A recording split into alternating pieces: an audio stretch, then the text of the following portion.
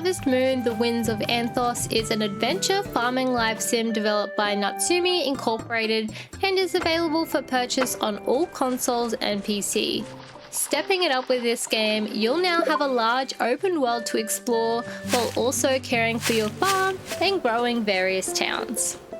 The story is a bit unusual here, but bear with me. You live in a small town that is secluded from the rest of the world by this giant unbreakable wall. It turns out the Harvest Sprites built this wall to protect the town from an event that happened 20 or so years ago. You're visited by the Harvest Goddess who requests your help to restore these sprites who built the walls so that they can be taken down. As you finally break through, you'll find a similar situation has happened with the other main towns across the land, so you'll need to systematically visit each area, break down the wall, and fix whatever issues the towns are facing at the same time. Just a quick side note, I post reviews here every single week and I play all sorts of great games, so feel free to subscribe if you haven't already.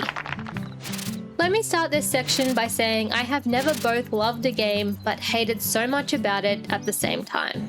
Let me explain why. The game is set in a large area called Anthos that is comprised of a bunch of smaller sections, and within these smaller sections you'll find 4 other towns, not including your own.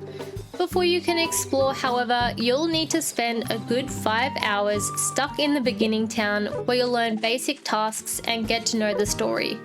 It's quite a slow start, actually like really slow, and I did struggle to get through it as there is just constant cutscenes and hand-holding. But if you can make it past this point, your game will suddenly open up and you'll have this absolute unit of a map to explore.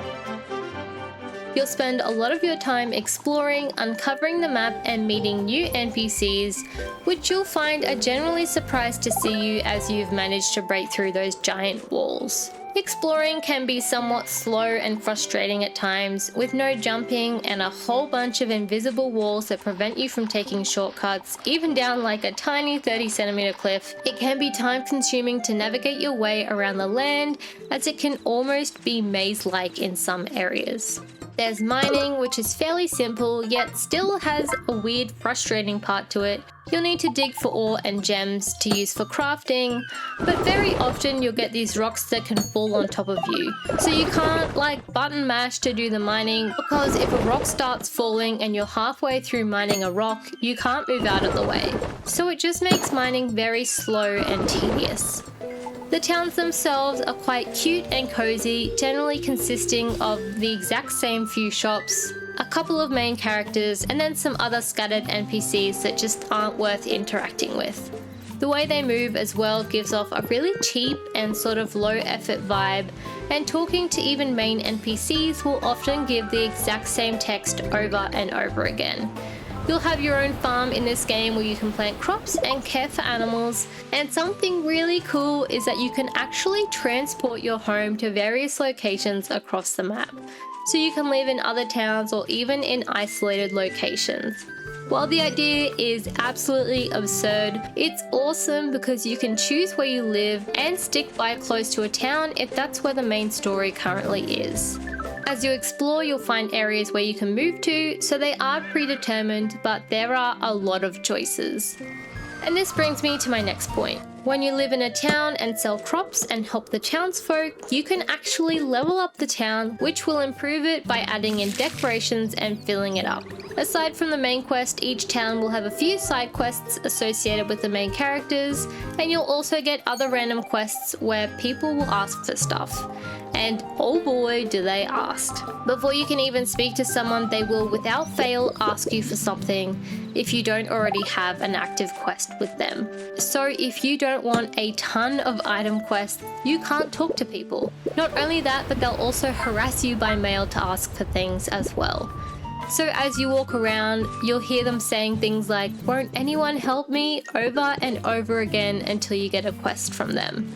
It makes the towns and the NPCs feel really lifeless and kind of weird, but also, side note, these quests are a great and quick way to increase the town's star ratings. There's lots of other weird things too, like families not seeing each other for like 20 years, not knowing if they're even alive or dead, and you reunite them and they're like, "Oh, cool."